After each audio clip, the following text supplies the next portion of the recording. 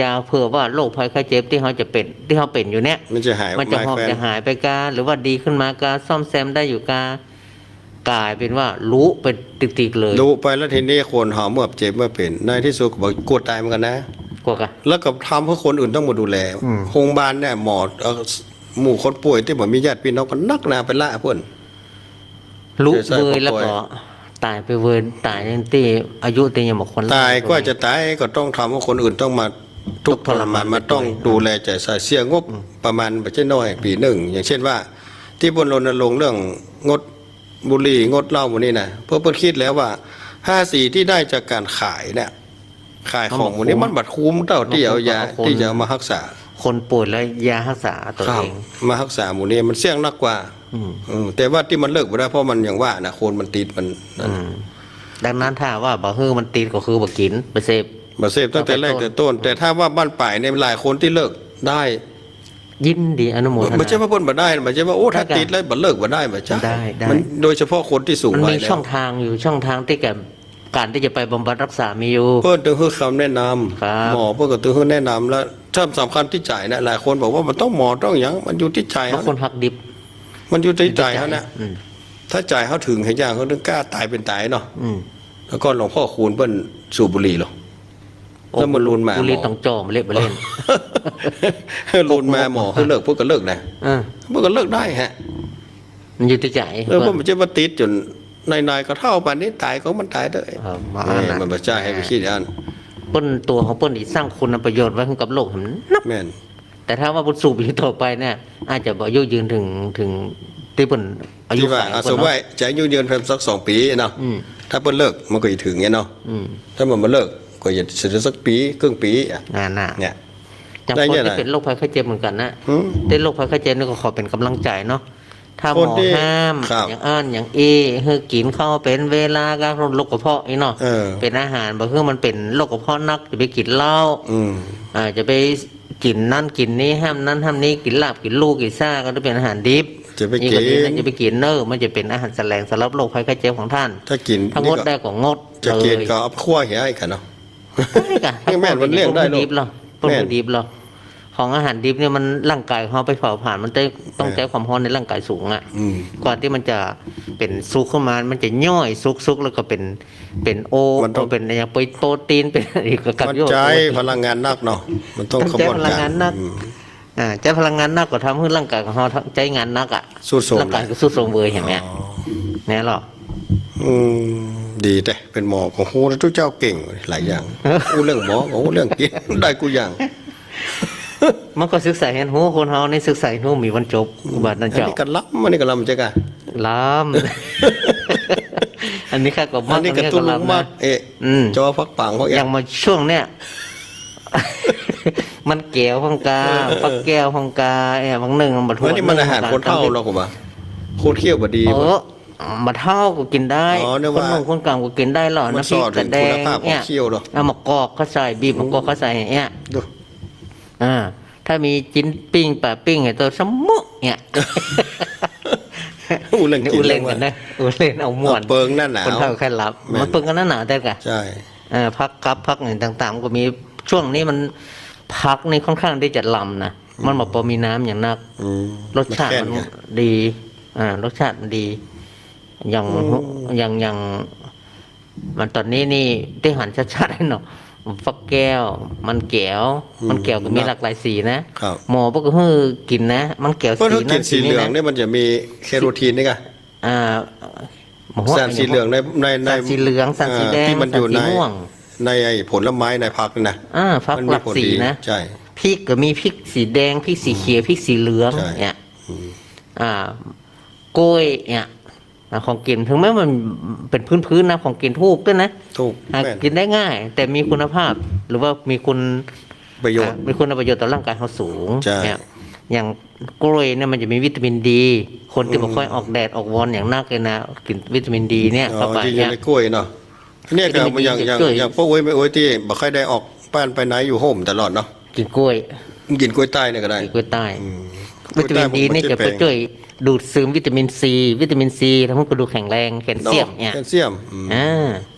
แต่โคตรเว้นอาหารบางอย่างที่มันทำอย่างน้อยนะมันมียูริก มันไปเกาะ กด มันเป็น ยูริก หินปูนมันอย่างทำ มัน ให้ ก็ ป ก ว ลาย ด เป็นโรคเกาต์ มันเนี่ย โรคเกาต์ บางอย่างก็ต้องหูข้อมูลพื้นฐานบางทีเฮาหมอเพิ่นวิเคราะห์มาเฮาพระเถียงเพิ่นน่ะเว้นก็เว้นเหีย เว้นก็เว้นฮะ เครื่องในสัตว์บ่ได้กินเด้อก็เว้นเหีย มันเหนียวมันย่อยยาก อืม ถ้าว่ากินมันแล้วย่อยยากมันไปที่ไหนมันก็ไปทักอยู่ในลำไส้ของเรา อืม ถ้าลำไส้เราบอกขับถ่ายมันมีเพิ่นเขาว่าไฟเบอร์ มีกากนักมันก็จะทักอยู่ในลำไส้ของเราก็ถ่ายยากเนาะเมื่อถ่ายยากมันต้องส่วนนะระวังเนอะ โอ้น่ากลัวเฮ้ย อันตรายนะจะไปกินจีนที่มันย่อยยากมันก็เมื่อมันบ่ย่อยมันก็ต้องกลายเป็นของเสีย จังซี่ได้เพิ่นกินกับผักกับหม้อ กินพักพ่องกินปลาพ่องอาหารที่ย่อยง่ายโปรตีนที่ย่อยง่ายคือปลาโดยเฉพาะคนเฒ่าเนี่ยเพิ่งกินปลา คนเฒ่าปลาปิ้งเนี่ย น่ะหม้อ ใช่ เอาไปแข่งกันนะเนาะมันสิปิ้ง เอาไปต้มไปแกงไปต้มก็ได้แต่น้ำพริกน้ำพงก็ได้ได้โอ้ถึงเรื่องป่าก็นึกถึงคนเฒ่าปลาปิ้ง นะคะมอกคำว่า พูดมันจะหาเปลี่ยน ถ้ากินก็ลำได้ละพระเจ้าแต่เนาะมันเป็นอย่างนั้นดอกของกินคนเฒ่าคนหนุ่มก็กินได้ แต่คนหนุ่มส่วนมากนี่ละอ่อนเขาจะชอบกินเนื้อเขาก็มาทิ้งเนื้อเขากินวัน แสดงว่าเขาโอ้กาอาหารร่างกายอาหารใจเนาะอย่างพวกนี้ไม่เป็นอาหารใจ อาหารใจ มันหลากหลายวะโอ้ยมันหลากหลายขอเช่นว่าเขากินข้าวเก่งพักเก่งมากมันยังหลากหลายหรอ หลากหลายอย่างเจ้าผักกาดนะเปลี่ยนจากเจ้าผักกาดเขาก็มาเป็นแกงผักกาดเนี่ย แล้วก็ถามว่าถ้าทำมากพระเจ้ามันหลากหลายจะได้หรอ อ๋อพูดถึงธรรมะพุทธเจ้าหลากหลายเป็นคำสั่งคำสอนนะคำสั่งก็มีคำสอนก็มีคำสั่งก็คือศีลเขานี่แหละเพื่อให้สังคมเขาอยู่เย็นเป็นสุขโดยการทุกคนรักษาศีลรักษาศีลต้องให้สังคมเป็นสุขหรอห้ามไปละเมิดศีลข้อหนึ่งมาไปลบลาฆ่าฟันไปบุ๊บไปตีไปเข็นไปฆ่ามีจิตใจมีเมตตาปราณีต่อคนอื่นถ้ามีจิตใจเมตตาปราณีต่อคนอื่นแล้วเขาก็จะไปเขียนฆ่าอย่างไผ่ลำบบุบตีประพิษประเทียงนี่ก็ไผ่ละมีเมตตาแผ่เมตตาคนอื่นแห่เป็นสนนักนี่เนาะเมตตากรุณาจากปุ่นได้พ้นทุกข์เนี่ยกะนี่คือคำสอนมันควบคู่กันหรอบ่ไปทำร้ายบุบตีบะเขียนบะฆ่าไผ่แล้วก็คือมีเมตตาคือเป็นของคู่กันเบญจศีลเบญจธรรมเนี่ยข้อที่สองบัลักทรัพย์บัลักทรัพย์ก็ฮื้อหูจักในการฮื้อบริจาคฮื้อเป็นตานกาฮื้อบริจาคเสียสละสิ่งของอะไรต่างๆโดยเฉพาะอย่างยิ่งสละความโลภความโกรธความหลงของเขาเนี่ยออกไปเสี่ยงๆจะไปโลภนักล้ำไปแต่ว่ามันต่างกันนะระหว่างความโลภแล้วก็ความขยันนะมันแตกต่างกันเนอะแต่ความโลภนี่คือมันแฝงด้วยตัณหาคือความทะยานอยากหรอกแต่ว่าความขยันนี่พระพุทธเจ้ายังยกย่องว่าเป็นสิ่งที่จะบรรลุความสำเร็จได้ด้วยความเพียรน่ะความขยันมันเพียรน่ะพระพุทธเจ้ายกย่องนะแต่ขอให้ทำการทำงานให้หูอย่างให้หูกำลังของตัวเก่าอย่างคนเฒ่าเนี่ยคนเฒ่ามันนี่นะ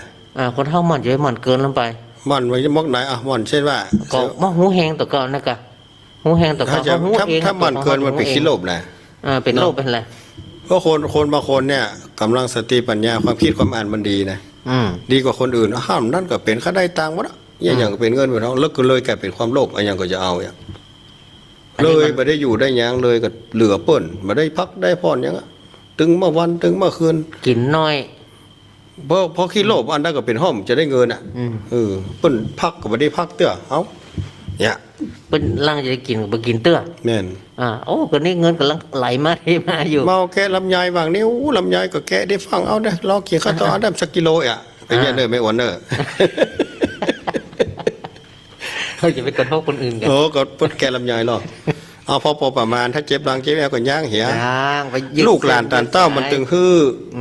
แต่คนเฒ่าทำเพราะว่าคนเฒ่าต้องการออกกำลังได้ออกกำลังแต่มันนั่งกับตีมได้ออกกำลังนะกำลังมือกับตาบางทีมันใกล้อยู่คนอยู่เงาอยู่เงาเตียวไปท่านแต่นี่พอไปอู้กับคนนั้นคนนี้พอปุ๊กหัวเข้าไปกินด้วยกันพ่องอีกมันเขี่ยมคนเฒ่ามาเดียวมันจะอยู่ชัดจะถนนซีเลนเนี่ยอุ้ยนั้นอยู่หลายปุ้นอุ้ยนี่อยู่หลายเพปข้ามใช่ได้หรอคือยังสมัยแต่ก่อนในครูบาที่เพิ่นมาอู้กันนะครูบาวัดเตียงแอวกันนะเตียงแอวหักกันหรอภาคก็ตอนไว้นะนั่งอู้กันมีอย่างอู้กันล่ำไปเลยน่ะเพราะหนานนั้นว่า ขนาดนั้นเพิ่นเป็นขยมแล้วเพิ่นเป็นผู้จารว่าไปส่งครูบาแอลกัน นอนหลับตื่นเพิ่นก็นั่งอู้กันอยู่ เนี่ย นอนหลับพอตื่นโอ้โหเพิ่นอู้กันอย่างเหลือ เอาอย่ามาอู้กันลำเหลย พอเป็นคนเฒ่าถึงจะฮู้ อ๋อแหม เอาขี้เก่าก็มาอู้ เรื่องเก่าเรื่องหลัง คนเฒ่านี่ถ้าแสดงว่าเฒ่าต้องอู้เรื่องอย่างพ้อง เพราะว่าอู้กำเก่า กินของขม ชมสาวน้อย สวมสาวสวย โดยของเก่า เล่าความหลังพระครูสิเม็ดจังไหวหรอเนาะกินของขมนี่คือร้อนนี่มันมะขมถ้าคนเฒ่าจะว่ามะขมท่านพระครูป่ะ มังผงคุ้มตาได้บ่ เคยแกรสสัมผัสประสาทสัมผัสเนี่ยมันค่อยเสื่อมสภาพละเพราะนั้นรสชาติที่มันเคยรับได้ดีอ่ะมันก็จะจืดมันก็จะ โอ้โห ยาก พูดเกี่ยวว่ามันเป็นความชอบส่วนตัวมากกว่านะ ทนเท่า คน ส่วมก คน มะ บาง ข ค ม นนี่ขมตั้งแต่ น้อย คนหนุ่มคนเก่ามะ อ๋ออันนี้ขมมากขมอ่ะ เพี้ย เสลียมกับหลักเนี่ย ขมมันมีหลายอย่างบางคนก็ไม่ใช่มากขมอย่างเช่นนี้ขมพยานี่แบบมากนะแต่ไปมากขมอาหารนี่ก็มีเนาะ แต่นั่นถือว่านะคนหนุ่มเขาก็มากนะ อ๋อ ขมก็มากเหมือนกันนะ แล้วจะว่าคนเท่ามากขม ส่วนมาก ส่วนมาก คนเท่ามากขมแล้วอ่อนมากขมไม่น้อย อืม ส้มอย่างก็สาวสวย มาหัวว่าไป อันนี้มันก็มีคนเท่าบางประเภท เท่าของงู เราอ่อนว่าเพิ่นได้ซับไข่หัวแห่ๆเนาะคนไปเล่นหน้าเล่นตาครับเราอ่อนรุ่นลูกรุ่นหลานน่ะเพศตรงข้ามเนาะเพิ่นว่าเพิ่นหยอกอันนี้ก็ซ้ำม่วนเนี่ยมั้งอันนี้เพิ่นต้องว่าอย่างโสมสาวสวยรวยของเก่า แล้วของเก่าชอบ ชอบสะสมของเก่า ถ่ายพ่อง ถ้าเป็น ถ้าเป็นคนที่ชอบทางพระทางเจ้าก็เป็นพระเนาะพระเก่าพระโบราณองค์นี้โอ้พระหลอดละปูนพระคงพระอย่าง โอ้บัดเดียวนี่นักเลงพระไอ้ต่าง ๆ นี่มันจะว่าคนเท่าเนอะ ละอ่อน อ่อนนุ่มศึกษาเรียนรู้ได้ดี แล้วก็ค่อนข้างจะเป็นเซียนตั้งแต่อายุหนุ่มๆนั่น ก็วันนั้นหันเปิ้นออกทีวีละอ่อน4 ขวบกะเก่งแต่เก่งว่า ตักได้หมดฮะนั่นรุ่นนั้นแค่หันแป๊บเดียวมันก็หูโอ้ละอ่อนมันถ้าอย่าของเก่ามันก็ฮะ จัดก่อนจัดเก่าของ ใช่แม่นจัดเก่าเพิ่น ได้ ติด ติดเนื้อติดตัวเพิ่นมา สินจำมันเนาะมันยิ่งละอ่อนเนี่ยมันถ้าอู้อย่างคนระลึกชาติเนี่ยเพิ่นว่าช่วงที่เป็นละอ่อนเนี่ยมันระลึกได้ดี เพราะว่าจิตใจเพิ่นค่อนข้างจะสุภาษรอีกอ่ะ มันผ่านมาบ่เมินกัน เรา เนาะ พัดสอน ครับ จิตพัดสอน กินของขมแล้วก็มีของโรยของเก่าแล้วก็ ของเก่า เล่าความหลังเนี่ยที่ว่าตะกี้คนเฒ่าจะได้มาไปนั่งอู้กันได้เมินเพราะเป็นเล่าความหลัง เก็บเกี่ยวประสบการณ์มาคือทอดตะก้อนได้อ่ะโอ้ปีนั้นนะเมื่อเราฟังวิทยุใหม่ๆนะครับไปแอวทุกเจ้าบุรุษไปแตนเตียน9 วัดก็ดีปุ่นน่ะไปอำเภอกัลยาณิวัฒนาได้เป็นนอนเนี่ย เล่าความหลัง เล่าละจะลืมก็ฟื้นขึ้นมาจะได้ปีที่ผ่านมาเนี่ยบ่ได้ไปนะโควิดระบาดเนี่ย ความหลังระยะใกล้ๆยังเพราะว่านะ เอาไกลๆเนาะ เอาไกลๆกัน เพิ่นเลยไปจนเป็นละอ่อนนะโอ้ขึ้นฮอดแต่ก่อนหน้านี้เนี่ยหน้าเข้าต่อเฟืองเนี่ยโอ้เป็นละอ่อนเนี่ยปล่อยว่าวเนาะ เล่นโว ล่นลัดต่อเฟืองเนี่ย แต่งโวแต่งลูกโกง เนี่ยแสดงว่าเกยผ่านความเท่ามา แล้วละอ่อนประเดี๋ยวอู้มันบ่มีแล้ว มีเนี่ยอันนี้ก็คือตามสภาวะของคนที่เปลี่ยนแปลงไป แต่เรื่องบางเรื่องที่มันบดีเนี่ยมันเปลี่ยนเป็นดีกันได้นะอย่างเช่นคนว่าโอ้คนตะกอนลึกได้ลึกว่าไอ้เนาะอันนี้โอ้มันรุนมาเปลี่ยนเป็นคนวัดคนว่าก็มีไม่ใช่ว่า เพราะมันถ้าแย่ลักษณะมันอิ่มตัว แน่น หายเสี่ยงตีละ เปลี่ยนมาดี เปลี่ยนมาดี มันอาจารย์ท่านพระครูพอเอาไม้ไผ่ก่อนหนึ่งนะโดยเฉพาะไม้หวกไม้สีสุกนี่นะมันชื่อกูเล่มแล้วมันยันกันเนาะบางทีก็งอแงไปโผล่ตรงบนดี ไปดี ซื่อบ่เนาะบางคนเล่มทางซื่อจะดีมันอยู่ตรงนอกเนาะไปตรงบนป่ายกดไปหุยไปแมงเจาะกายยอดหักยอดด้วนไปแล้วก็บางเล่มก็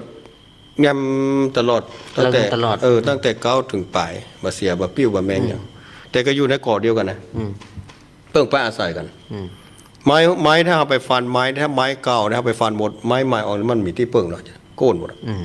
หน่อมันนะเพิ่นต้องละของเก่ามันเปิ่งกันเพราะนั้นถ้าเอาหันเนี่ยว่าในสังคมทุกวันนี้มันมีความหลากหลายของคนเนาะวัยความเชื่อ เนาะนิสัยใจคอนี่นะรูปร่างหน้าตาเนี่ยมันจะต้องฆ่าเขากัน แล้วมันอยู่รวมกันมันถึงจะเป็นกลุ่มเป็นกองมันไม่ห่วงไม่ไผ่นะถ้ามันยังมีแค่อย่างใดอย่างหนึ่งเนี่ยมันได้หมดเล่มงามอย่างเดียวเขามาปะงามถึงเสื้อไข่ฟันถึงโมดากาถ้าสมมติเขามาซ่อมไม้งามเนาะ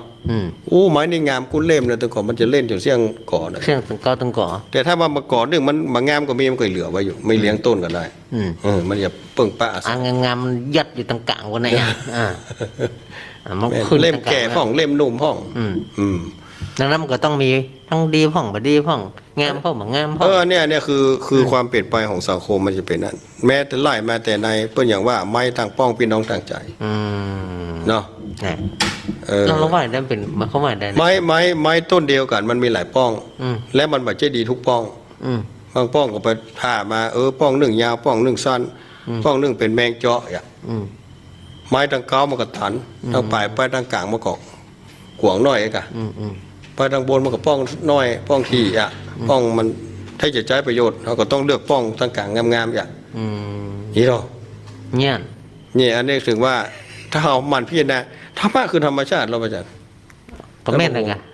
เขาอู้ถึงวันนึงก็ธรรมะคือธรรมชาติที่มันมีอยู่รอบตัวเราทั้งเป็นที่ไม่ใช่คนก็ได้ทุกอย่างแบบสิ่งที่มีชีวิตแบบมีชีวิตก็ได้พระพุทธเจ้าจำแนกแจกแจงสิ่งเหล่านี้แล้วก็มามาบอกมากล่าวบางทีก็ยกมาเป็นเพื่อนของบุคลาธิฐานไล่อย่างแหมธรรมะธิฐานคือยกธรรมะขึ้นมาบุคลาธิฐานเนี่ยคือง่ายๆอย่างบุคลาธิฐานสมมติว่าหันใบไม้ใบหนึ่งหล่นลงมาหน้านี้ใบไม้หล่นลงมาตกโป๊ะตกลงฮะน่ะอันนี้เป็นอย่างไรธรรมะธิฐานแล้วเป็นบุคลาธิฐานคือบุคคลหรือว่าบุคลาธิฐานธรรมะธิฐานคือยกธรรมะมาเปรียบเทียบอย่างใบไม้เนี่ยก็สามารถเอาธรรมะมาธรรมะธิฐานก็ได้ไม้แก่ไม่หนุ่มใบไม้แก่ใบไม้ที่ล่วงลงมาก็เนี่ยชีวิตของคนเปิ้ลบางใบนี่ก็ยังหนุ่มอยู่บางใบนี่ถูกลมปัดตีออกมาเขาสังเกตพอเมื่อฝนตกเนี่ยเนาะลมปัดเนี่ยใบไม้แห้งก็มีใบไม้เหลืองก็มีใบไม้เขียวก็มีใบไม้อ่อนก็มีตกหล่นกันหมดแต่นั่นเปรียบเทียบเลยกับบุคคลเขาเนี่ยเป็นใหญ่บางคนก็ตายเมื่ออายุหนุ่มบางคนก็ตายอายุปานกลางบางคนในตันถึงเอาสมองเคิมไรคามบางคนก็เท่าแก่บางคนก็งอจนอย่างเขาเปรียบเทียบอย่างกับหน่วยมะม่วงเนี่ยมะม่วงที่มันสุกแล้วแมงเงี้ยหรือก็เก่นล่อนจะเลาะก็มันยังติดอยู่กับขวดมันอยู่มันโลนเตื้อเหมือนกับคนเฒ่าคนแก่ซุกเสียงตีกันละร่างกายสังขารบ่มีละแห้งกับแดบรู้ไปหมดละแห้งกับแดบนะก็ยังติดขวดคือมีชีวิตอยู่ลมหายใจยังมีอยู่นั่นเนี่ยบางแก่นนี่หล่นตั้งแต่น้อยละพอจิ๋วมาหัวมือนี่ก็หล่นก็มีเนี่ยบอกสเต็ปบอกงามเนี่ยลมหลวงมาปัดหล่นเบ้อนะคะในห้องสังเกตพอร่างกายชีวิตของคนเรามันก็เป็นแบบนี้นี่คือธรรมะธิฐานพวกมาตรงนี้อย่างว่าหน้าใบไม้เหลืองนี่ก็ดีหน้าหนาวก็ดีคือเพื่อนลูกขมูลกรรมเพื่อนเรื่องนี้เกิดการที่นิสัยสี่เนาะของพระสงฆ์อย่างหนึ่งคือการคืออยู่คนต้นไม้เหมือนกันหรอก็คงจะเป็นเรื่องการพิจารณาเรื่องของสภาวธรรมตัวนี้เขาสังเกตพอครูบารุ่นก่อนนั้นอย่างครูบาสุรินทร์ศรีเตี้ยก็ดีครูบาพระบาทตากผ้าก็ดีในช่วงหลังจากที่ออกพรรษาแล้วเพื่อจะเข้าปริวาสหรือว่าเข้าอยู่ในดงในดอยเข้ากรรมเพื่อนจะมีตี้ของเพื่อนเป็นครูบาอาจารย์เคยเล่าฟังอย่างสมัยก่อนอยู่กับหลวงปู่ครูบาอินเนาะเพราะว่าตี้บางที่ถ้าที่เป็นฟังว่าวัดท่านเนี่ยเป็นที่เข้ากรรมหรอที่ท่านเป็นที่เข้าปริวาสเคยจัดครูบาอาจารย์รุ่นนั้นเพื่อก็ฟังว่าถึงหน้าเนี่ยก็จะไปปากันไปเข้ากรรมที่ท่านที่นี่แล้วก็เพิ่นก็ฟังแล้วทำมาคืดถึงครูบาอาจารย์แต่ก่อนเพิ่นก็ฝึกตัวเก่าไม่ใช่ว่าถึงแม้จะเป็นพระบ้านต้องหาเวลาให้แก่ตนเองฝึกได้ฝนถึงแม้จะเป็นพระบ้านเนาะอยู่กับญาติโยมอยู่วัดบ้านแต่เพิ่นก็หาเวลาปีกวิเวกที่จะเพื่อไปฝึกตัวเก่าในเรื่องของทุดงควัตแต่พูดถึงว่าถ้าสายผ้าป่านั้นไปอย่างเพิ่นเดินทุดงโดยส่วนมากแล้วสายลงพ่อครูบาอาจารย์ทางอีสานเนี่ยสายหลวงปู่มั่นอย่างนี้ก็ถ่ายสายธรรมยุทธ์นี้เพิ่นก็ส่วนมากเพิ่นจะอยู่ป่าโจรเพิ่นเดินทุดงไป ที่ฮันที่นี่จนที่สุดว่าเปิ้นเฒ่าแก่แล้วเปิ้นถึงจะอยู่กับที่ อยู่เป็นตีเป็นตาง เพราะนั้นแต่ของเฮาเนี่ยฝ่ายทุเจ้าเฮานี่เป็นส่วนมากจะเป็นพระบ้านเนาะอยู่กับวัดทางบ้านเนี่ยเนี่ยช่วงนี้ต้องมีการเข้ากรรมก็คือว่ามันเป็นการฝึกพระสงฆ์องค์เจ้าในเรื่องทุดงควัตร รักษาทุดงควัตได้เองได้ไป ครับ ฝึกตนเองได้ไปรักษากฎทุดงควัต13 ข้อ การ ทำเยอะทั้งหมดนะครับ ก็ได้สัก ข้อ 2-3 ข้อก็ดีละใน13 ข้อนั้น มันจะไปถือทุกข้อมันไม่ได้หรอกมันเพิ่ง เพราะว่า เลือก จะ เอา ถือเป็นทุดงควัตเป็น ได้สัก ทุดง 3 วัน 7 วันก็ยังดี ฝึกตัวเก่าเช่นว่าหน้าเนี่ยไปแป่งซุ้มเฟืองขึ้นนอนถามว่าซุ้มเฟืองมันนอนม่วนก่อนมันบางทีมันก็ไกลนะมันบ่ม่วนได้อย่าว่านอนนี่ต้องมันก็คือไปฝึกตัวเก่าไปถือทุดงควัตรไปฝึกตัวเองว่าจะไปฮื้อมันได้สบายแล้ว นอนกับดินกินกับทราย แล้วมานึกถึงว่าครูบาอาจารย์แต่ก่อนอย่างครูพระบาทตาผ้าเนี่ยเพิ่นเคยเล่าตามประวัติเนาะ ครับ เดินทุดงค์สมัยนั้นมันจะมีกฎมีเต็นท์มาเดียวหรอ อืม มีกระมุงมีก้ายอย่างจ้องอย่างไปฝนตกเปียกหมดเนี่ยโอ้ไปบินทบาทพระเจ้าคนเปิ้นใส่บาตรเปิ้นไปหารเปิ้นพอให้ อืม โอ้ผ้าเปียกบลอกซอกใส่เป็นแค่ขี้เปื้อขี้ผงนอนตากฝนเนี่ยผมมาน้อมนึกอันแล้วถามว่าวัยนั้นสมัยนั้นครูบาเปิ้นกับปัจจุบันหนุ่มน้อยนะพวกก็อายุนักเหมือนกันแล้วนะที่เปิ้นไปทำอย่างนั้น เดินทุดงค์ไปแบบพม่าไปอ่ะแล้วถามว่าเดินดงไปเดินไปมันจะไม่ปะกับบ้านกับเมืองมันก็ไม่ใช่กันเนาะ เดิน ต้องรอนแรม กับป่า กับป่าก็เขาบางทีก็ เป็นไข้ป่าพ่องมันได้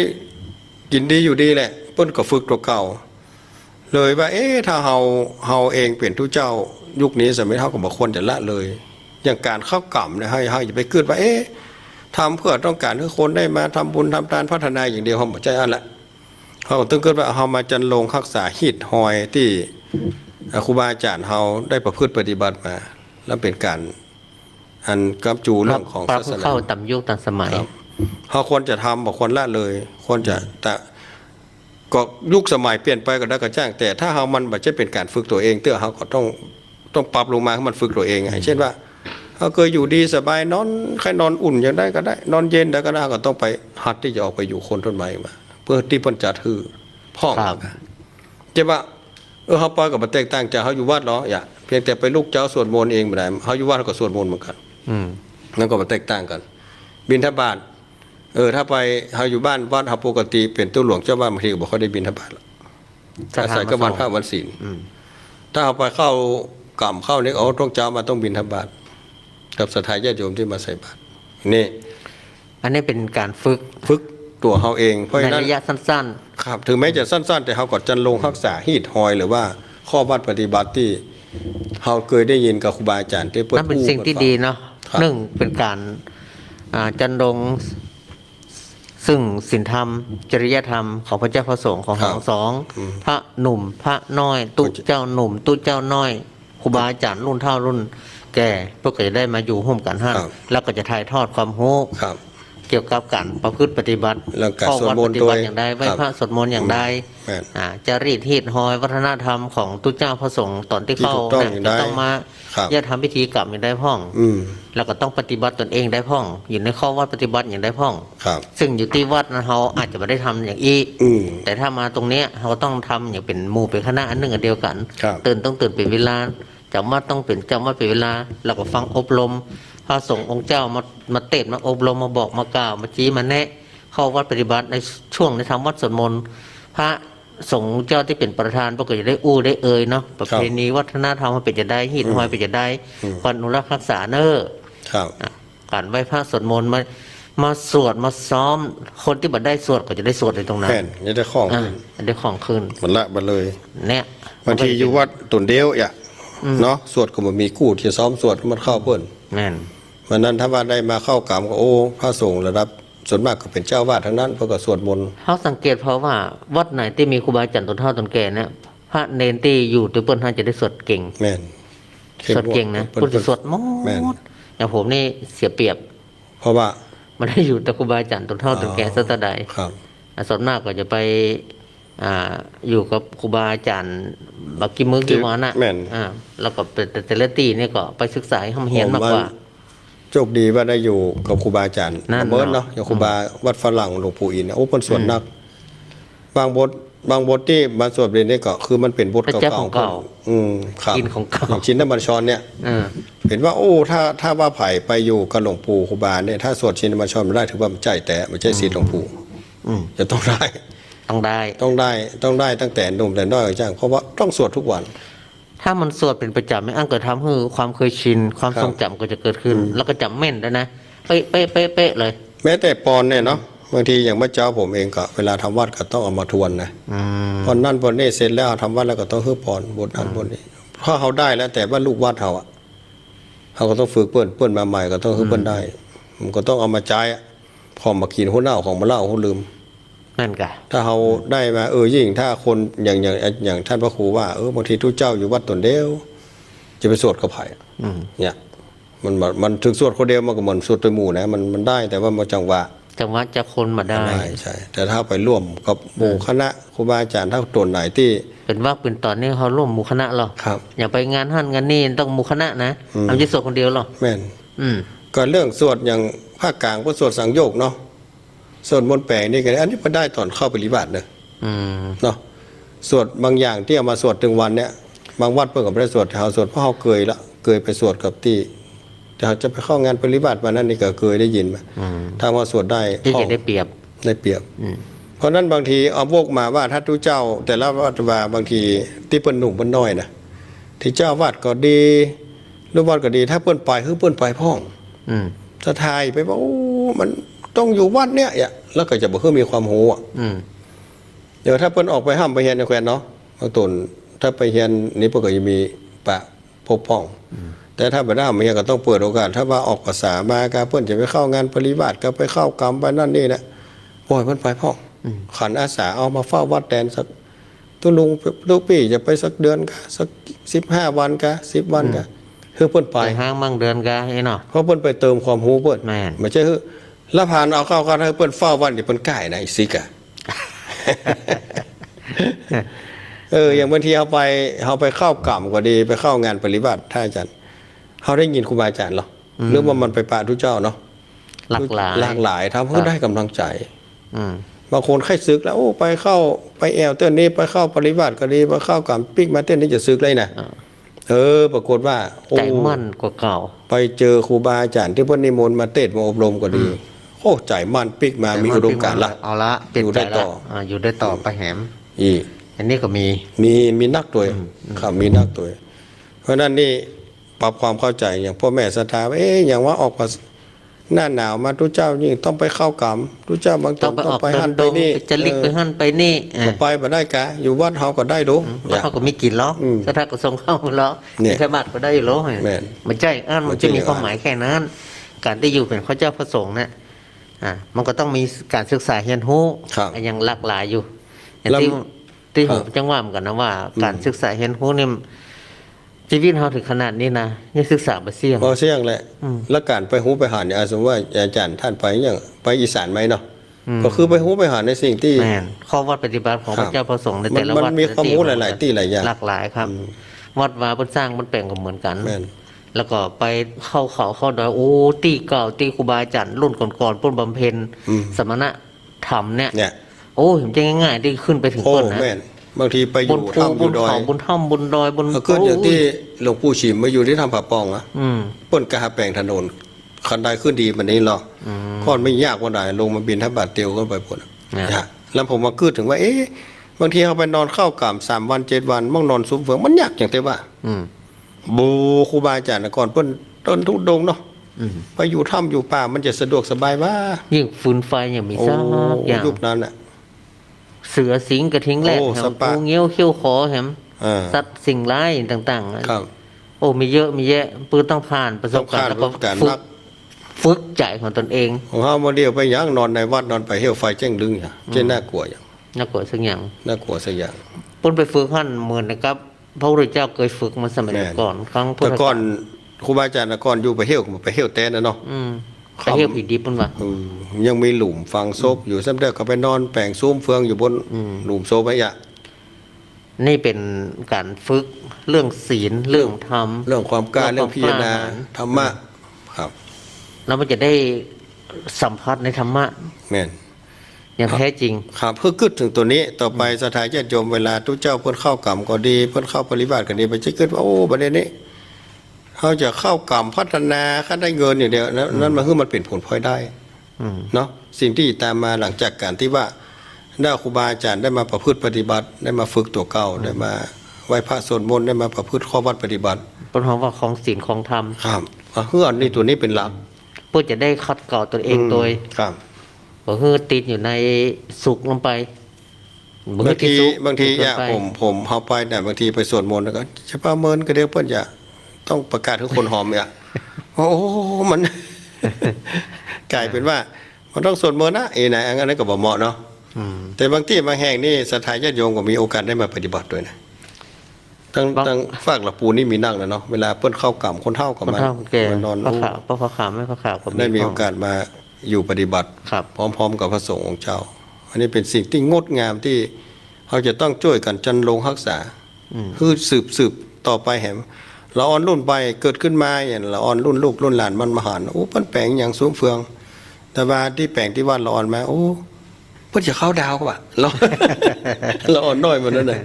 เพิ่นจะเข้าดาวเหรอ เออ เนี่ยเข้าดาวเข้าเดือนเนี่ยละออนเพิ่นจะเข้ากามสุโมโหกายเนาะก่อนแน่โอ้ต้องอธิบายมันฟัง เนี่ยเขาก็ได้ความรู้ตรงนี้ ได้ความรู้ไงละอ่อนมันถ้าเขาบ่มีเขาก็บ่หันละ อืม แล้วมันก็นึกละแต่ก่อนเขาก็นึกว่าตู้เจ้าเพิ่นไปเข้าดาวเนาะ ช่วงปีใหม่ต้นส่งท้ายปีเก่าต้นรับปีใหม่เป็นว่าเพิ่น เขาคนก็ว่าตัวเจ้าเพิ่งเข้างานดูหนาว อยู่งานดูหนาวไอ้หรอหน้าหนาวหรอ เออ ถ้าตัวเจ้าเข้าก่อนที่ไหนมันหนาวนะเนี่ย เออ คุณต้องมานะมันลองเข้าเดือนปุกะเดือนเมษาวันเดือนเจ็ดปุกะ น่ะ จะหนาวอะ เออ มันหนาวอีพระตัวเจ้าเขากลับมันน่าเป็นโตดตัวเจ้าอยู่กับเมีย ตัวอัน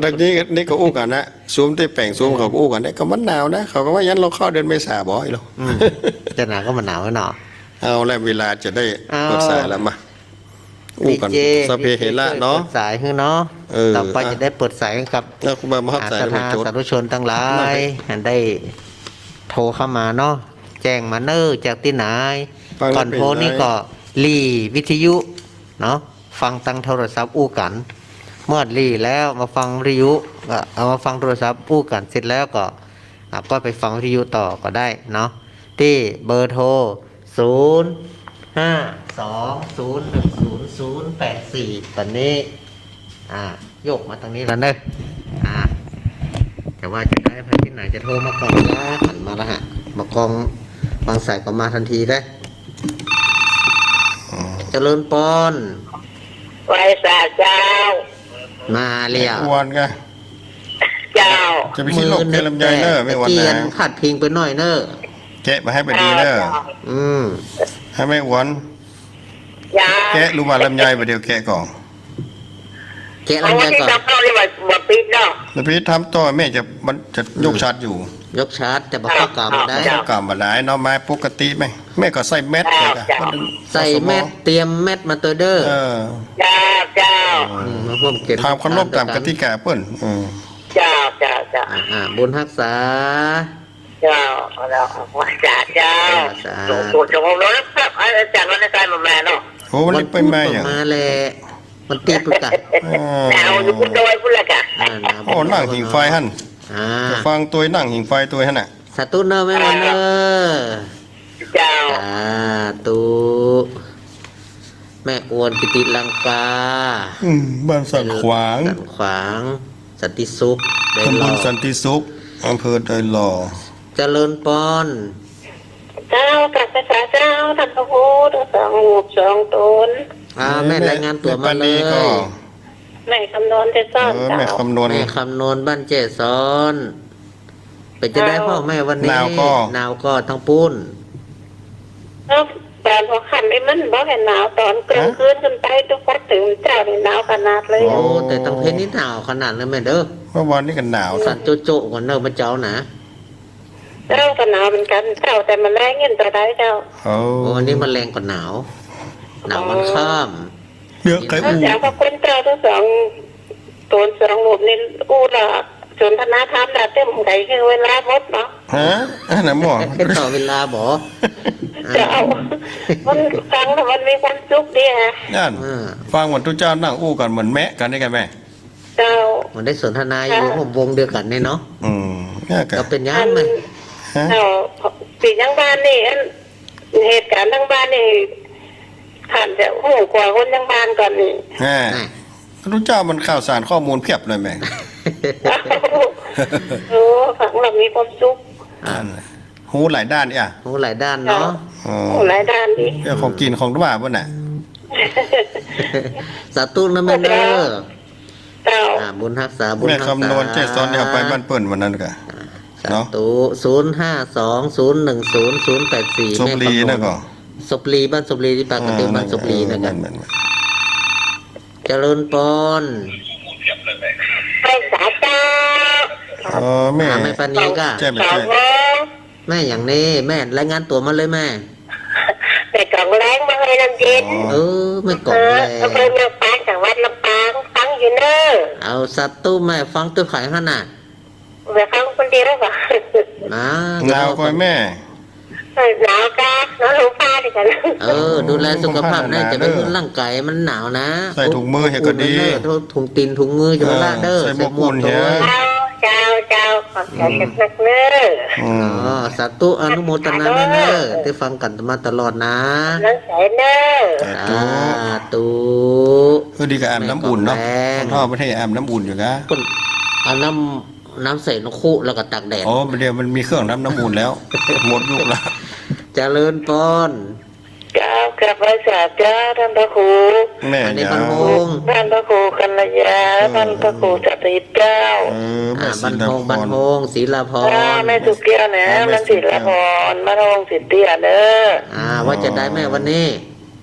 วันนี้นี่เข้าใจดีเด้อถามท่านพระครูชนทนานี่นะ ไอ้แม่เมียนเพื่อนฟังกันมากกันหลายเด้อทางบ้านศิลพรสิทธิยนี่นะ มันแก้วแดงมีกอมันแก้วเหลืองไม่กอ มามีเจ้า ไปถามพระมัดแก้วมั้ง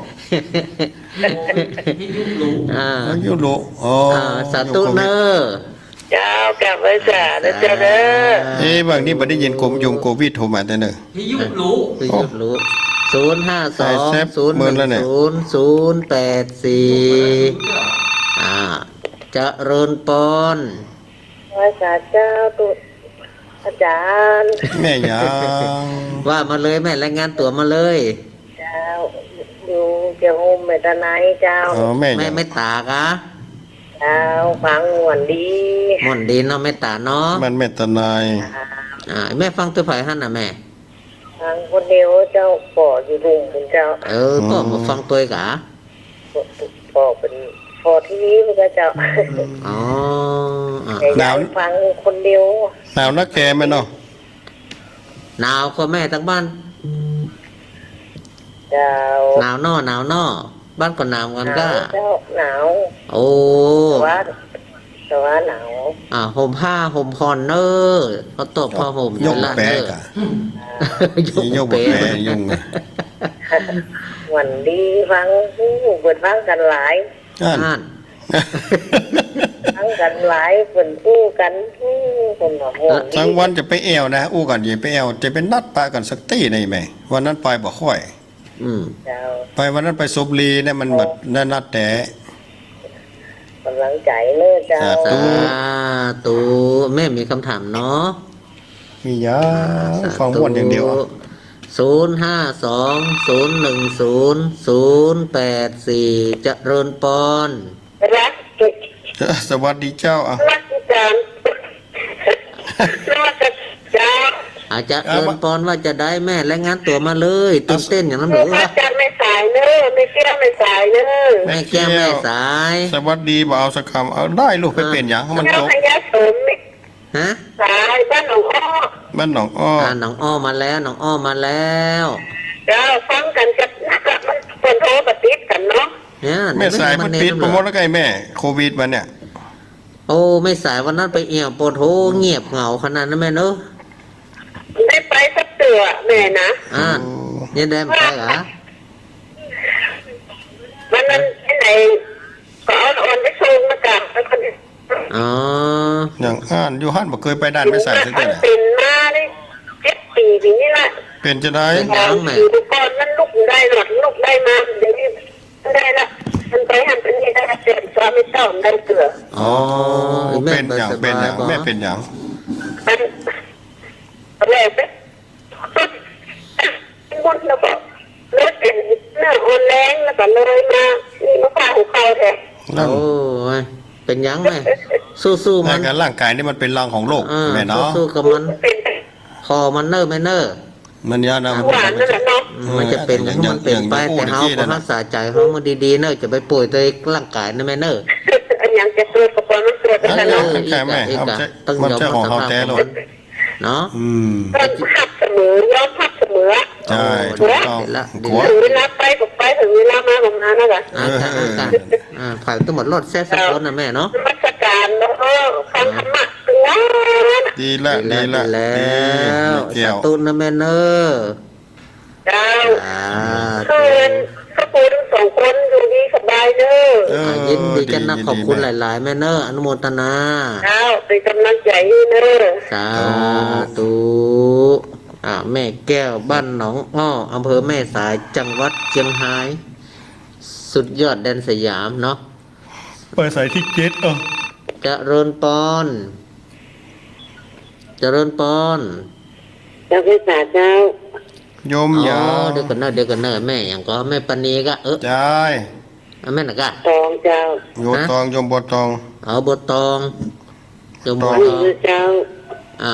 วันนี้เป็นจะได้พ่อ ต้อง แม่ สลีต้อง หมอ ต้ น มสี เจ้าเข้าใจเจ้า เข้าใจ ดู ดีเนาะ แม่ตะกี้เป็นว่าจะหนอกแม่ชื่อเจ้าแล้วก็ดูเหตุการณ์ทางบ้านนะ ฮะ ก็ปหูเล็กๆน้อยๆเนี่ยแม่ก็อู้กันไปกันแม่เฮ้ย ข้อมูลมันคนนั่นมาอู้คนนี้มาฟังเลยไหม ตุ๊เจ้าน้ำเหมือน หมอ กับวัน ทั้งหมอก็หูดีลูกก็เป็นหมอมกันแต่ เนี่ย อ่าน คุยอย่างอ่ะอ๋ออำเภออย่างก็ แม่อยู่บ้านอย่าง ได้ทั้งลูกเนี่ยหนาถึงป้าที่ไปสามถุงมาดู อ่าน ฮะ ไปสามถุงมาจังกับป้านะ อ่าน ไปบริษัทอีกแล้ว อ่า อำเภออย่างก็ แม่อย่างเพื่ออย่างก็แม่ ดอกคำใต้เจ้า ดอกคำใต้ดอกคอตอพะเยา เจ้า แม่ฟังกันหลายก็ตั้งดอก เจ้า คำใต้ ก็ นี่ ฟังคนอยู่ทุกวัน เจ้าหมูมันมีหลายกะ เอาเจ้าหมูหลายอยู่นะแม่ตองเนาะ เจ้า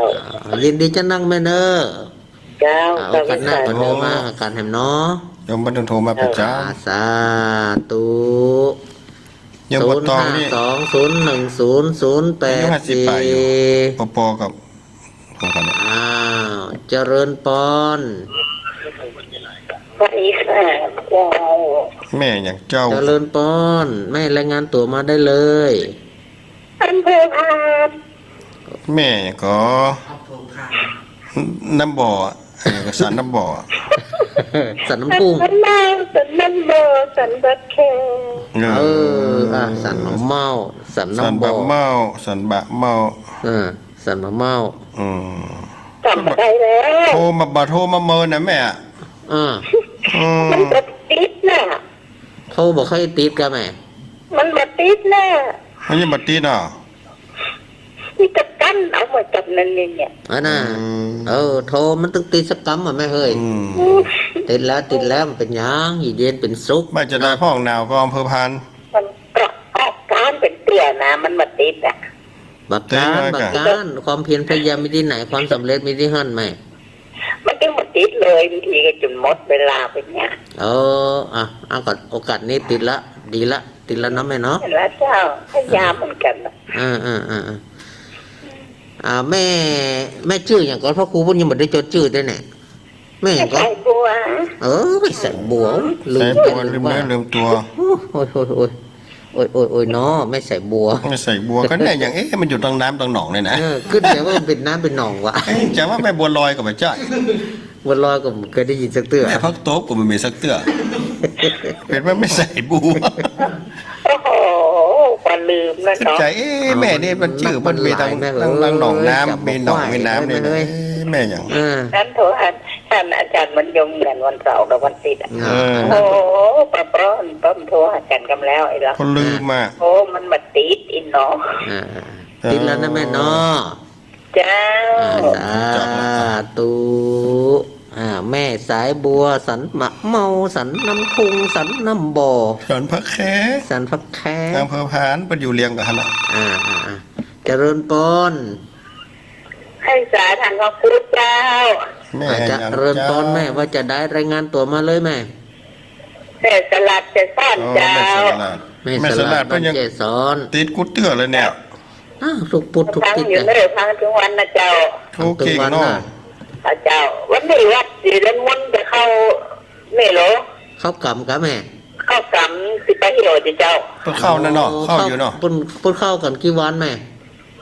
เข้าสามวัน7 วันเลยค่ะเจ้า7 วันเจ้า เริ่มวันพุธก็ว่าวันนี้ เลิกคน ถึ นี้ งวันพุธเจ้า เพิ่นเข้าอยู่เนาะ เจ้า นั่นกะ อ๋อกันเดี๋ยวนี้ช่วงนี้กำลังเข้าเป็นวันสุดท้ายคืนสุดท้ายเนอกไปเนอก แม่นอย่างกำลังเข้า ฮะ กำลังจะเข้าวันพุธ จะเข้าวันพุธก็ว่าจะออกวันพุธ เข้าวันพุธเจ้า อ๋อ อีเขาก็จะเข้าเหมือนกันนะเว้ย กำลังจะเข้าวันพุธอยู่ สาธุอนุโมทนาแม่เนอ โอ้ เจ้าสาธุเจ้า สาธุสายต่อไปเข้ามาได้เลย0520108084เจริญปอนทีละเดอ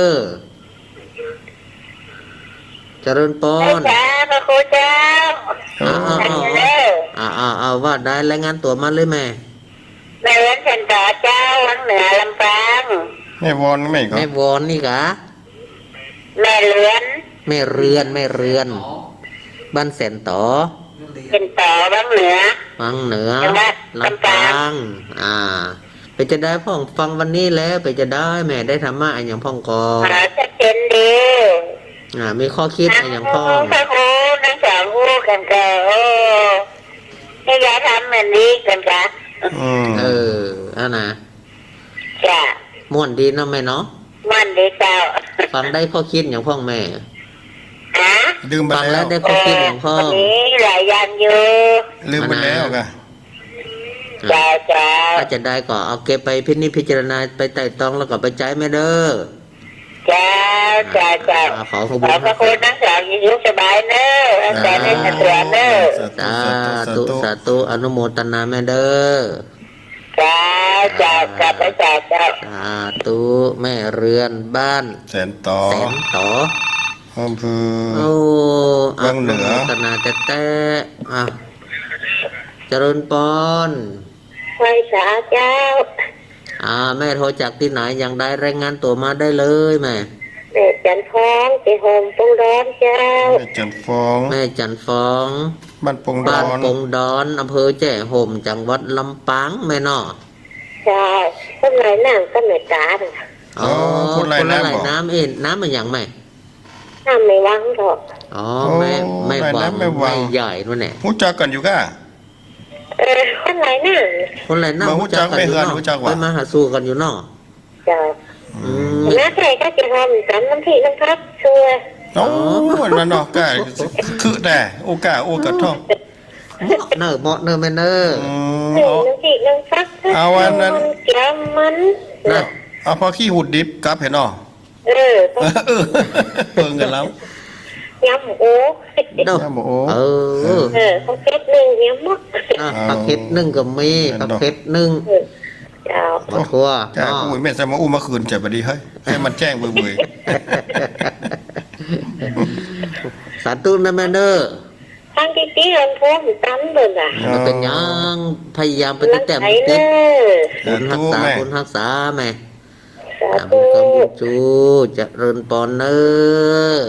แม่จันฟอง บ้านปงดอ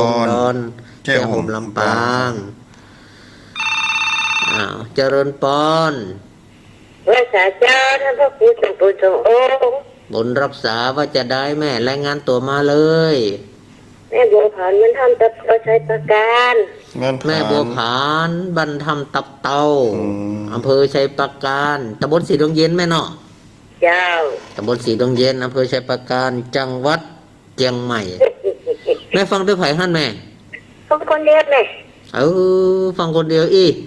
ฝังนี่หนาวนะแม่หัวพ่อตอมนักตึกกึกใกล้ๆยกผมแป๊กันเนี่ยทำตับเตาสำหรับ ต้องพูดเปิ้นไปรับจ้างกันแล้วกันแม่ ถ่ายไปเลย โอ้เป็นเลยนั่งยินเขาว่าหน้านี้ไปรับจ้างกันนะบุญอ่ะ อ้าวจะเป็นทันสมัยแล้วท่านอาจารย์ งานอ๋อพูดมะนาวกันแล้วกัน ฮะ มันทันสมัยแล้วเนาะยุคพัฒนาแล้วแม่เนาะ อ๋อ อาบน้ำอุ่นมีเครื่องทำน้ำอุ่นแล้ว ตายเลยมันทำแน่เพื่อโทรไปจ้าง งาน ไม่เป็นตัวแทนกันแล้วกันนะแม่เนาะ เพราะว่ายังหมดโทรโทรปฏิเดี๋ยวหน่อยถ้าวันพุธนี่ติอยู่วันติดนี่ถ้าหวังอีก ที่สำนักเนาะ ลองเสี่ยงกันแม่เฮ้ยมันก็ต้องติดสักกรรมนึงอ่ะ นี่เป็นหลายรอบแล้วเนี่ย อันน่ะ อ่า หลายรอบเลยอีก ฟังได้ไหมฟังคนเดียวกันแม่ ฟังคนเดียว ทำคนเดียว แล้วบ้านนั้นฟังหลายก่อน วันท่าตาตาฟังหลายอยู่นะแม่เนาะ นักขนาดเขาฟังเขาว่าม่วนดีว่ะ แล้วไปโซะกันได้ไหนกาดกาไปวัดไปอู้กัน ในวัดท่องบ้านโสพองไอ้กะ ทุกเช้าตูฟังก่อยเนาะ ทำก่อนจะคืนไหนอ่ะ ทุกเจ้านั้น ทำก่อนม่วนดีอ่ะ ทุกเจ้ามันนี่อย่ามาอู้ย่อยดีเนาะ อ่า เนี่ยคืนนี้แม่โทรน้ำพวกเจ้าเขาถามมันอ่ะ น่ะ คืนโทรไปหาทุกเจ้าแกอ่ะ ดีกะเป็นตัวแทนเนอะ แต่ตัวแทนนะแม่เนาะ เจ้า แกจะได้หัวาโอ้ตรงนั้นเพิ่นก็ฟังอยู่อ่ะ ยินดีจะนั่งเด้อ ฮะ เห็นโอ้เข้าใจ นะฟังกล้าฟังม่วนก็ดีแล้วแม่ โอ้เนี่ยเขาก็เก็บมาปฏิบัติกับเก่าอยู่รู้ท่านอาจารย์ นั่นนะครับถูกต้องแล้วธรรมะต้องน้อมนำปฏิบัติเนาะ เจ้า บุญรักษาแม่เด้อ เจ้าสาธุเจ้าสองตัวสององค์ ร้อยรู้ไม่สู้หนึ่งทำ รู้ หูบ่ได้บ่ 0 มา 5 ทำมาเปิดเป็นประโยชน์ 2 0 1 0 0 8 4ได้สัก2-3 สายเนาะ ได้อยู่ได้2-3สาย สาธุสาธุเจริญปอน เจ้าคำไว้สาเจ้าท่านนั้นอาจารย์ทุกสองตนสององค์เจ้า แม่สีทอน ในใจ แม่ยังเสียงบ่ชัดเจนดีแม่ยัง แม่ปานีเจ้า โอ้แม่ปานนี้วันนี้อย่างมือตกฮะ แม่ปนีแม่ปนี พอสวดมนต์อยู่ ฮะ เอาไว้พระสวดมนต์แล้วล่ะ เจ้าสวดมนต์แล้ว มาขี้เล็ก เอาไม่มาคิดเล็กแม่ปนี หาง อันไม่ขอฟังหัวที่อันที่ว่าท่านอาจารย์ว่าอัน หึ ที่เอารอถูกหวยเขาจะทำบุญกันนักๆนี่นะ น่ะ เขาได้ทำง่ายๆเขาไม่ได้หมูหอยมีโอ ใจก่อนนะกะ เขาก็ต้องทยอยทำไปเรื่อยๆ วันที่1ก่อนนี้ อย่างอ่านนะกันแม่เฮ้ย เนาะ เนาะ เขาจะมารอทำดูเขาจะมารอถูกหวยมันแล้วมันถูกเขาไปก่อนหลวงพ่อจะทำอ่ะ มีน้ำบาปไปแหงนะไปทำ อย่างนี้สมัยแต่ก่อนคนเฒ่าคนแก่พวกอุ้ยไม่หมอนฮอกก็ถอยมันจะถูกโหยแล้วก็ทำบุญไปเรื่อยๆนั่นน่ะ เพิ่นอย่าอ้างว่าหาคนละก่อนอ่ะมีทุกวันที่ ถ้ามีการมีงานแม่ก็ถ้าเกิดบางครั้งมาได้หอมปัจจัยเปิ่นแม่ก็เอาวันเนี่ยน้ำบาปลาแหงไปช่วย โอ้เนี่ยถูกต้องเลยแม่ เป็นบุญเลยแม่เหิน น้ำบาปลาแหงเฮาไป คนควายที่การงานนั่นยังก็ช่วยเหลือเฟื่อไฟไป